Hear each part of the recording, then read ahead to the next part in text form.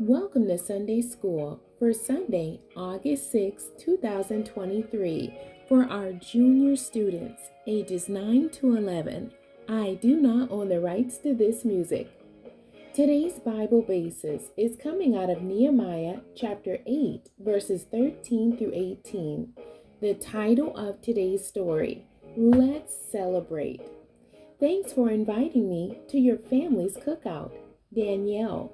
Kelly said, "You're welcome. Come in. I'll take you around back so you can meet everyone."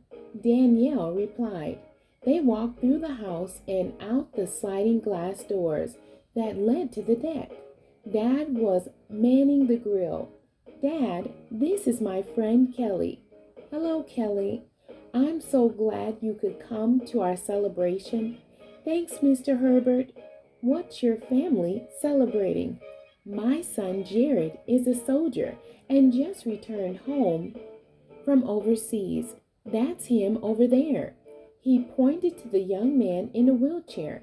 Jared was twirling around in his chair as he danced with his sister. "We're so blessed to have him home. God spared his life." Kelly was confused, "But he's in a wheelchair." "Kelly, that's okay. At least he didn't come home in a casket." Dad's eyes filled with tears as he put his arm around Danielle and gave her a squeeze. Later, as Kelly helped herself to the food, she wondered how they could celebrate. She just didn't understand. "Do you understand why the family celebrated Jared's return?" "How would you explain it to Kelly?" In the following passage, the Israelites celebrate the festival of booths. This celebration commemorated their deliverance from Egyptian bondage, as well as their recent return from exile.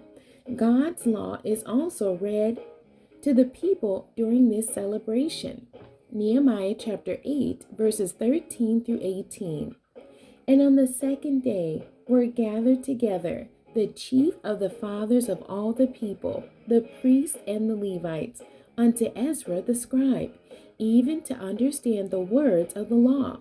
And they found written in the law which the Lord had commanded by Moses, that the children of Israel should dwell in booths in the feast of the 7th month, and that they should publish and proclaim in all their cities and in Jerusalem, saying, Go forth unto the mount, and fetch olive branches, and pine branches, and myrtle branches, and palm branches, and branches of thick trees, to make booths, as it is written."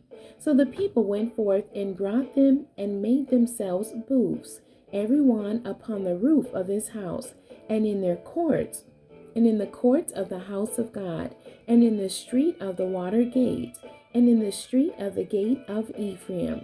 And all the congregation of them that were come again out of the captivity made booths, and sat under the booths.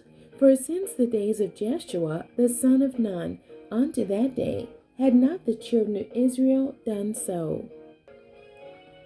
And there was very great gladness also day by day, from the first day unto the last day. He read in the book of the law of God, and they kept the feast 7 days. And on the 8th day was a solemn assembly, according unto the manner. The people joyously celebrated God's blessings. We should take the opportunity to thank God for his many blessings and celebrate his goodness. What type of celebrations do your family and church observe? The memory verse for today's lesson. "And all the congregation of them that were come again out of the captivity made booths, and sat under the booths, for since the days of Jeshua the son of Nun unto that day had not the children of Israel done so. And there was very great gladness." And that's Nehemiah chapter 8, verse 17. Choosing what's best. Pretend you are in attendance at the party in the Bible learning story today. Create a conversation between you and Kelly that explains why Jared's return, regardless of his condition, is cause for celebration. Your challenge this week is to meditate on God's blessings and plan a celebration that exalts Him. The end. God bless you and thank you for joining me today.